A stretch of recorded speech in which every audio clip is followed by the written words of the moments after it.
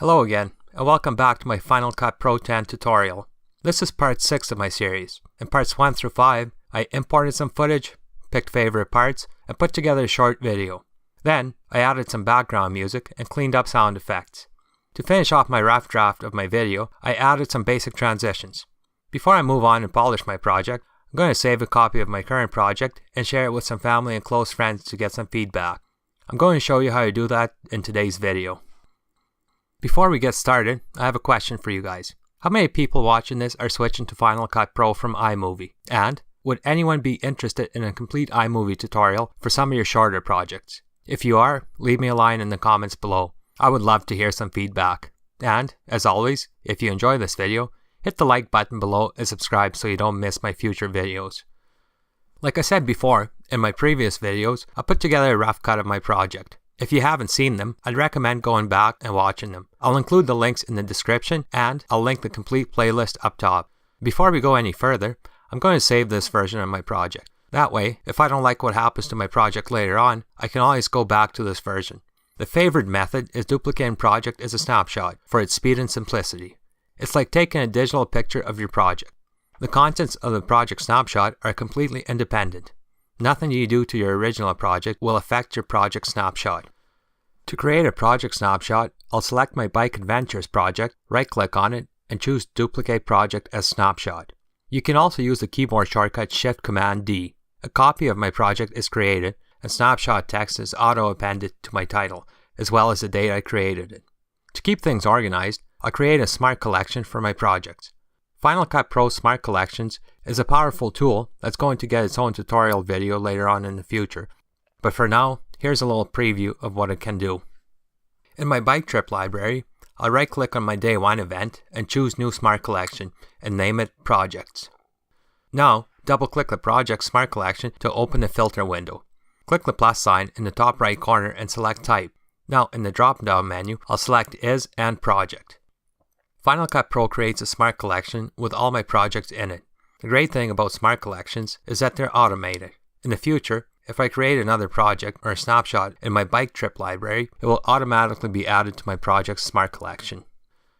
Now that that's done, I'm going to share my project to get some feedback on it. I'm going to export my project to a media file I can show to my family and friends on a phone or a tablet. I'll open up my Bike Adventures project and make sure no clip is selected. If you have a single clip selected, when you export, only that clip will be exported. Press Command-Shift-A on your keyboard to deselect any clips. Now, if you've been editing with proxy media, click View and choose Optimize/Original Media. If you forget this step, Final Cut Pro will export your low-resolution proxy files instead of the original media files. In the top right corner of my window, click the Share button to open the Share menu. This is a rough copy of my video, so I want to keep my file size relatively small without sacrificing quality. I'll choose Apple Devices 720p and a Share setting window opens up. In the info side of the window, I can change the name of my project, write a description, and add tags to my project. All this information will be saved as metadata with my video. It also shows me my resolution and frame rate of my video, audio information, and the runtime and file size of my video. Also, if I hover the mouse pointer over the small screen icon, Final Cut Pro shows me all the devices my video will be compatible with. In the settings side of my window is more export options I can choose from, such as my format, video codec, and resolution of my video. I can also choose what to do with my video after it's done exporting. I can open it with QuickTime Player on my computer or add it to my iTunes library. I'm going to select Do Nothing and click Next, choose the name and the destination for my video, and click Save. I can monitor the export of my video in the Background Tasks menu. Final Cut Pro will send you a notification once your export is complete. Another way you can share a video to get feedback is uploading it to YouTube. This is great if you need someone that is not in the same location as you to see the video. Same as before, I'll deselect all my clips in my project and click on the Share button. When you select YouTube, Final Cut Pro asks you to enter your login information. You only have to do this once, and Final Cut Pro remembers for future videos.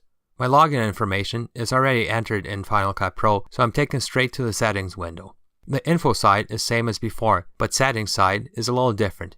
Here I can choose my upload resolution, compression, and category for my video.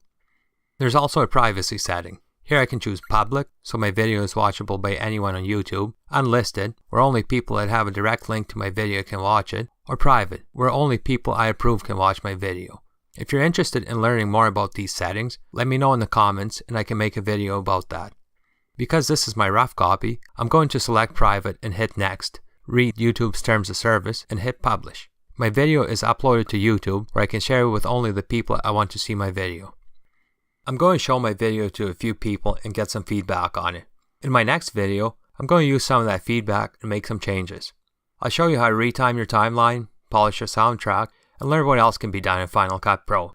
Hit the subscribe button and turn on notifications so you don't miss it. Also, ask any questions you may have in the comments, and don't forget to hit the like button if you enjoyed this video. Thanks for watching, and I hope you come back to see the rest of my tutorial series.